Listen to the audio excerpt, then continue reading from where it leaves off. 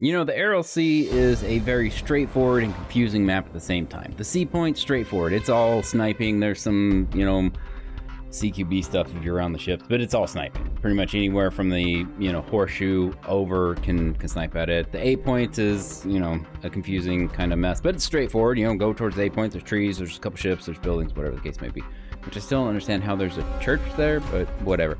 Anyways, and then there's the B point, which is an absolute nightmare. That entire building, landscape, whatever, is just hard to see and hard to know where things are. So Team 2 takes dominating control over the A point and the B point, and then they spread out over this city towerscape thing and continue to push onto Team 1. Team 1 is just getting blasted apart. Team 1 does have a couple guys in the B line, if you look over onto the right, and they've taken the control over the C point, but they're just controlling the enemy spawn. That's not actually helping their win. What is making a change is that Team 1 surrounds the guys at the B point and starts dismantling them. Now, I don't know what's happened recently with 10.0, but aircraft are here and they are smashing face.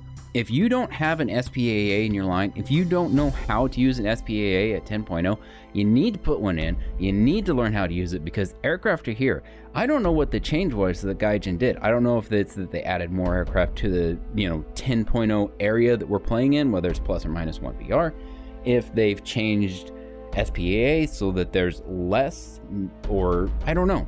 If you know what they did, or if you know what's happening, let me know in the comments. Or it could just be the event. People are just doing the ground. I don't know. It's just crazy. The event could be part of it. The battle rating changes could be part of it. It's insane the amount of aircraft that I'm seeing in 10.0. And the thing is, it is so much fun. I'm having so much fun with the F4 that, I put it off for so long because you would just get shot down, but now it's pretty fun. So if you haven't gotten to a 10.0 aircraft for ground realistic battle, I'd say definitely get out there and get one. Even a 9.7 Harrier, the premium one, if you don't have something, just grab that thing when it goes on sale and come in, run and gun. And if you're skilled enough and you can hover around, go for that, but I don't really recommend that. Overall, this battle was kind of back and forth, and then it got to a stalemate because the same thing that happens at all higher BRs is that you have your one spawn wonders, which really we haven't been seeing a lot of. There's of course ones and twos, but there's been a lot of people that stay in the battle. But it's that people lose their tanks.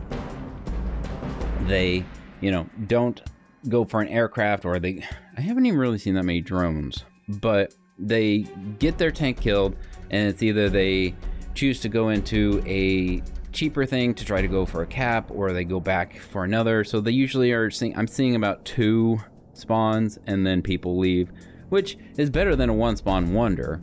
But you still have those problems that one team will get discouraged, dismayed.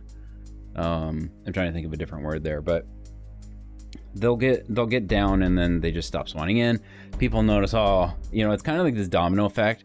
One guy goes out, not a big deal. 2 guys go out, still not a big deal, depending on how big the match is. And then you'll get 3, 4, 5. But for this one, it is still kind of even with how many people stayed in and how many people left. Now, Team 2 did have less than Team 1. Team 1 just had more aircraft pushing everyone's face, which is still pretty impressive that Team 2 lost, because they had, at this point, I think they have more ground vehicles than Team 1 does. 1, 2, 3, was 4, and Team 1 has 1, right? Yeah. So there's that, which is completely crazy that Team 2 ends up losing because Team 1 doesn't have but 1 guy on the ground, and they're still bleeding tickets from dying. Now, Team 2 does, the red guy over on the Team 2 side was trying to spawn camp, and he did do it successfully. He ended up killing my striker there, my M1128, whatever it was. And so it didn't end up helping save them, but if he would have noticed that the B point was getting capped instead of trying to go for a spawn camp, he could have done better.